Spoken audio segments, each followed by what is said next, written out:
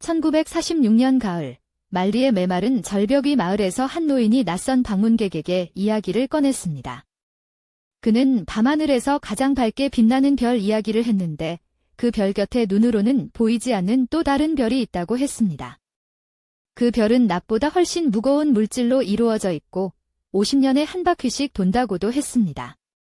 망원경도 기록된 문서도 없이 노인은 현대과학이 수십 년 전에야 확인한 사실을 마치 당연한 이야기처럼 들려주었습니다. 시리우스.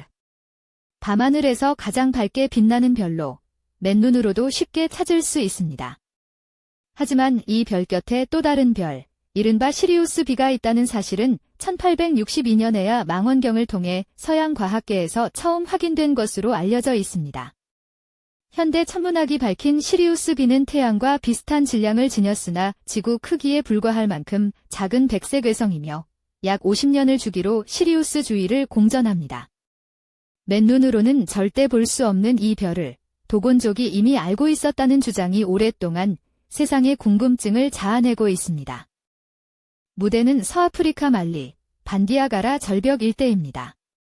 깎아지른 듯한 사암절벽이 수백 킬로미터에 걸쳐 이어지는 이 지역은 아득한 세월 전부터 사람이 살아온 흔적이 촘촘히 새겨진 땅입니다. 건조한 대지, 먼지 날리는 좁은 골목, 절벽 바위에 새겨진 고대의 무늬들 이곳에서 도곤이라 불리는 사람들이 수백 년 넘게 터를 지켜왔습니다. 도곤인들은 단순한 농경 부족이 아닙니다. 수백 년에 걸쳐 구전으로 전해진 그들의 신화체계는 창세, 생명의 기원, 우주의 구조를 촘촘하게 담고 있다고 알려져 있습니다.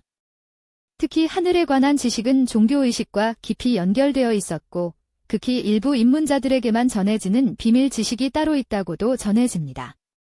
이들의 구전 전통은 단순한 민간 신앙이 아니라 세대를 넘어 정교하게 다듬어진 하나의 지식체계에 가깝다는 평가를 받습니다.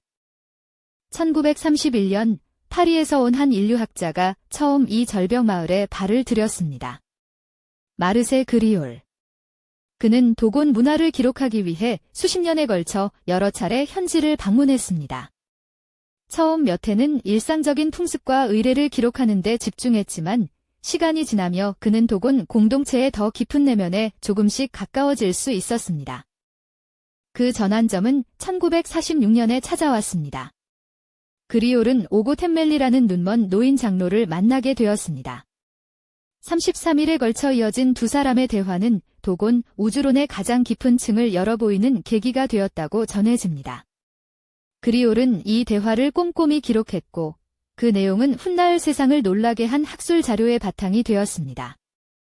장로들의 이야기 속에는 포톨로라는 별이 등장합니다.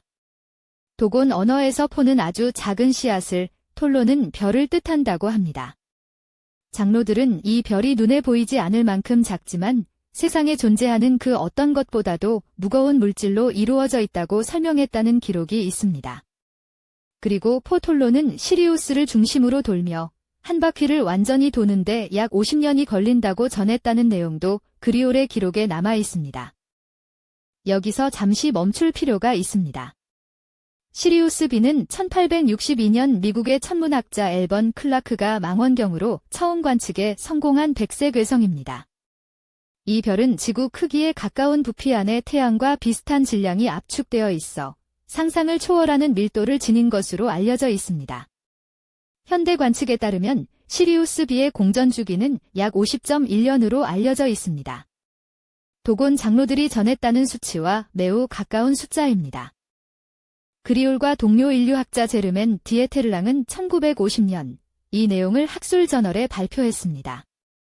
그러나 처음에는 큰 주목을 받지 못했습니다.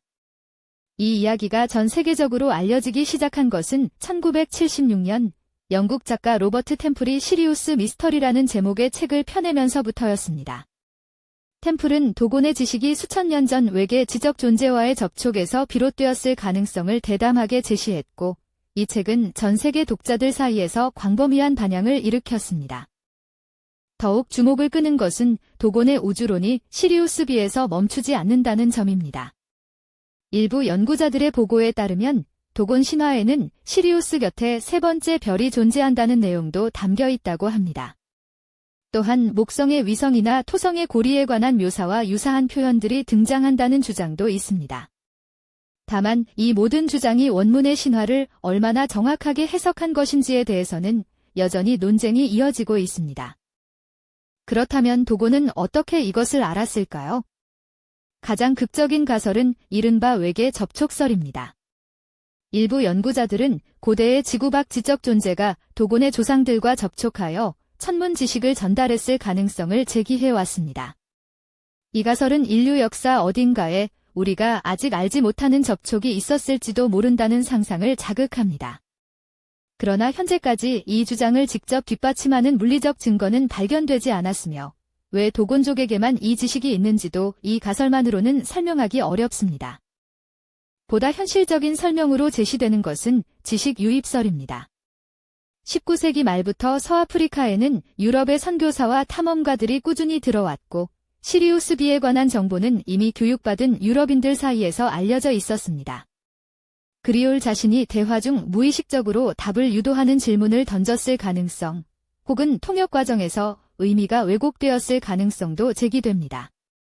이 가설은 합리적으로 들리지만 도곤의 천문 지식이 단순한 외래 정보가 아니라 오래된 종교의식과 이야기 속에 깊이 녹아 있다는 점을 어떻게 설명할 것인지는 아직 명확하지 않습니다. 가장 강력한 반론 중 하나는 1991년 인류학자 월터 반 비크의 독자적인 현지 조사에서 나왔습니다.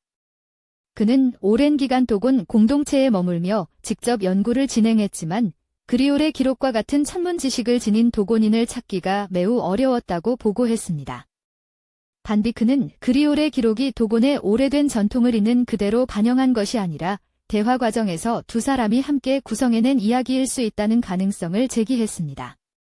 이 보고서는 학계에 또 다른 파문을 일으켰습니다.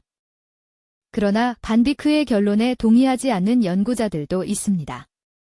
그들은 도곤의 심층 지식이 아무에게나 전해지는 것이 아니라 특별히 입문한 소수의 장로에게만 공유된다는 점을 강조합니다. 반 비크가 만난 도곤인들이 그 지식의 전승자가 아니었을 수 있다는 것입니다. 또한 수십 년에 걸친 신뢰 관계 속에서 비로소 열린 문이 짧은 현지 조사만으로는 열리지 않았을 수 있다는 반론도 있습니다. 결국 이 미스터리의 핵심은 하나의 질문으로 수렴됩니다. 도곤의 지식은 정말로 외부의 개입 없이 수천 년을 이어온 것일까요? 아니면 어느 시점에 외부에서 들어와 신화 속에 녹아든 것일까요? 지금까지 발견된 증거만으로는 두 가능성 중 어느 하나도 완전히 증명하거나 완전히 배제하기 어렵습니다. 각각의 가설은 일부 사실을 설명하지만 나머지 부분은 여전히 빈칸으로 남아 있습니다. 오늘날 도곤인들은 여전히 반디아가라 절벽 위에서 조상대대로 이어온 삶을 살아가고 있습니다. 그들의 신화 속 포톨로는 단순한 별의 이름이 아니라 우주와 인간의 관계를 담은 거대한 이야기의 일부입니다. 우리가 아직 이해하지 못한 방식으로 인류가 별을 읽어왔을 가능성, 그리고 그 지식이 어떤 경로로 전해졌는지 이 질문들은 인류학과 천문학이 함께 계속 풀어나가야 할 숙제로 남아 있습니다. 이 이야기, 여러분은 어떻게 생각하시나요?